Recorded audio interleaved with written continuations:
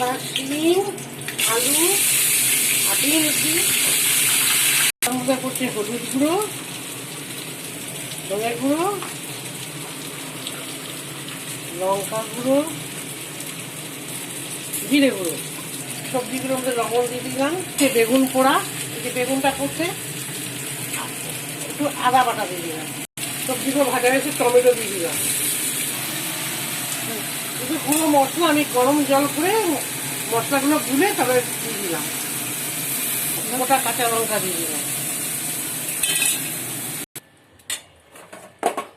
মাছগুলো ছেড়ে দিচ্ছি।